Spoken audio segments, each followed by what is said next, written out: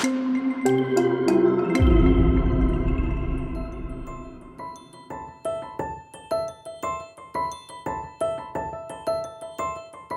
morning, sir. I am Corporal Janalit A. Galabia, Infantry Philippine Army. Ang expectation nako, sir, is makasabot mi kung unsaon pag-entry sa mga project design para sa mga activity for the whole year, and also, sir, makabalo mi unsaon paggamit sa dock track kay especially sa mong unit is layo siya sa city, so easy na lang siya sa amo using this system, sir, para through internet na lang, sir, ma-search na mo kung unsa na i-update sa amo ang documents nga ginasubmit po sa city, sir. Patrolman Margati from Davao City Police Office. What I expect sa atuang workshop karon is daghan tag ma-learn, kan kog ma-learn sa proseso sa ug mas mapadali ang atuang pag-implement sa mga budgetary requirements and programs and mga activities sa amuang office. My name is Sam, and I am from City Mayor's Office, and I am an Operations Assistant 1. And our expectations today is to learn about the new dock track system and enable us to be more effective in delivering services to all offices effectively and, of course, as efficiently as we can.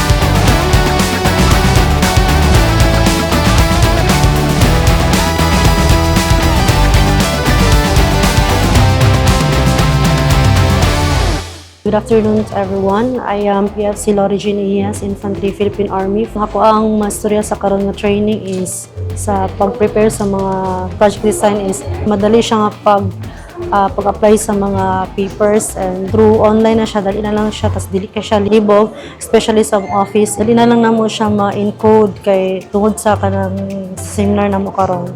Very helpful jud kaayo siya, especially sa batalyon kay para mas mapadali na makita na mo kung mga budget, kung pila na lang nabili na. Gi-explain siya ni mong tarong, sir. Ang tracking system. So at least na-aware na po ang mga new users. So a little, at least nagamay na ang gap. Though kailangan siguro kanang mas hands-on pa jud. Akong procurement team, sir. Si Ma'am Mika, si Sir Neil, si Sir Albert, ug si Sir Bonsal. Si Sir Alfred Di. I'm Via Avergonzado po from the City Planning and Development Office. So, kung storya lang po or comments regarding sa kaning orientation, comprehensive kay siya and very helpful, especially sa amo ang mga participants or mga offices from security cluster. in that way, ma-organize o mas maging comprehensive ang ilahang mga proposals moving forward. So hello, good afternoon everyone. So my name is Clariza Ginawatan and I'm from the City Budget Office. So for this orientation, I can say na nice po siya kay para mahatagan po na to o idea ang lain-laing ahensya. For example, kaning mga national agency sa pag-procure sa ilahang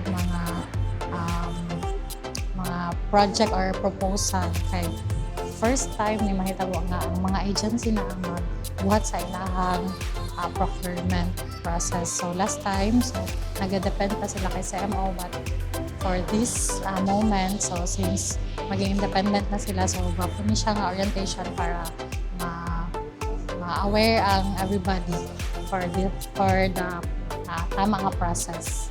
So yun lang.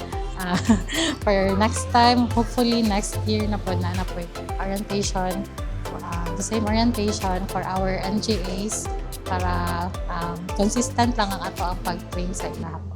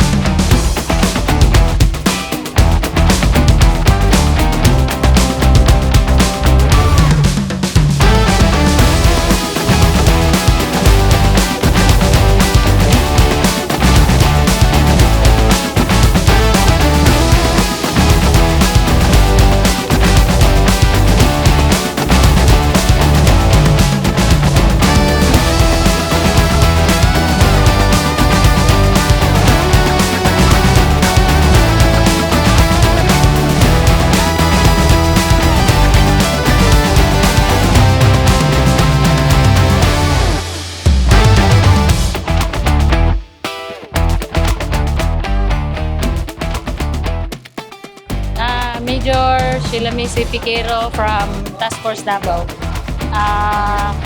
Helpful yung training ngayon, ma'am, kasi bago siya sa amin and marami kaming natutunan. And para sa amin, mas naging madali yung process and pag-follow up sa city. Especially na sa ngayon, di mo na kailangan na pupunta ka ng office everyday para lang mag-follow up, ma'am. And sa amin na nagsusupervise ng mga tao namin na taga-follow up. Actually, ma'am, di man kami yung personal na nag-follow up sa office, pero sa amin, mayroon na kaming pang double check pag yung tao is nagsasabi ba na tama ba yung nire-report niya sa amin kung nasaan yung mga papers. Yes, ma'am. Kasi kami mismo, kami na yung nagmo-monitor. Hindi na kailangan na individual. Tatanungin namin sila, ano nang nangyari sa papel. Makikita na namin doon, ma'am. So, maganda yung project, ma'am, DocTrack. Mas, nga namin, ma'am, kung wish din namin na sa amin din is ganun din ka, yung pag-monitor namin ng procurement namin, ma'am. Yan lang. I'm Police Staff Sergeant Legaspino Marderoy, assigned in Davao City Police Office. Dako ay magpasalamat sa Project DocTrack.